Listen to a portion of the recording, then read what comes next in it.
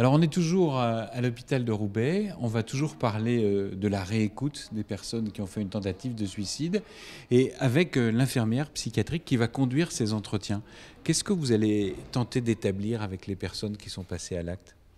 La relation de confiance d'abord, parce que la crise suicidaire, c'est pas facile.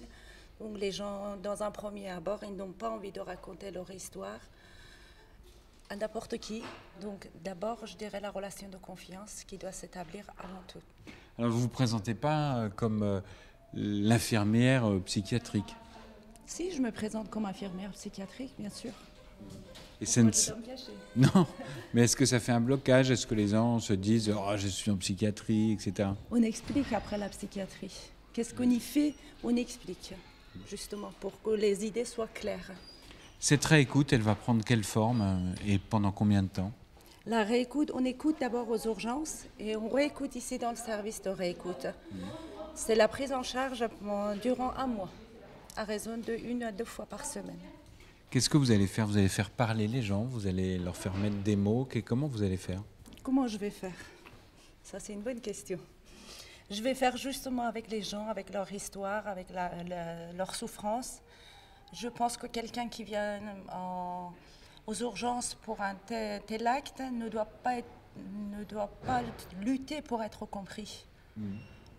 D'abord, quand ils se sentent compris quelque part dans un endroit par quelqu'un, c'est d'abord un premier étape de soulagement pour eux. Alors, vous allez relancer, c'est un dialogue directif ou pas du tout? Vous êtes une grande oreille de confiance?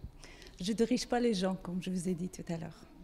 Oui, j'écoute attentivement. J'essaye de donner juste quelques pistes de réflexion auxquelles ils n'ont pas pensé. Et alors, le but, c'est de pas de se substituer à la famille, parce que l'aide la plus proche, ça doit être l'aide familiale, si c'est possible. non, pas les deux, non, absolument pas.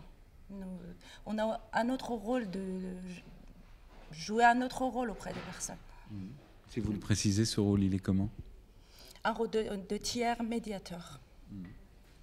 Je donne toujours un exemple aux gens. Je dis, quand vous êtes dans les travaux et vous êtes sur l'autoroute, il y a un gros bloc, qu'est-ce que vous faites? Les gens ils disent, on attend.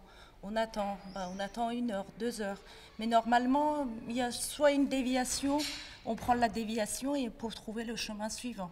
Ou dans la vie existentielle aussi, il y a des déviations qu'il faut les trouver. Voilà. J'aide à trouver cette déviation pour rejoindre la voie que la souhaite personne rejoindre.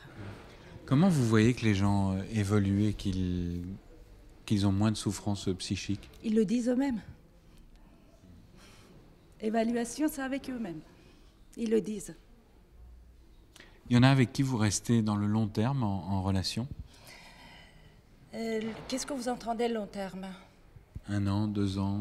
Non. Non. Non. Ça s'arrête après. Oui, tout à fait.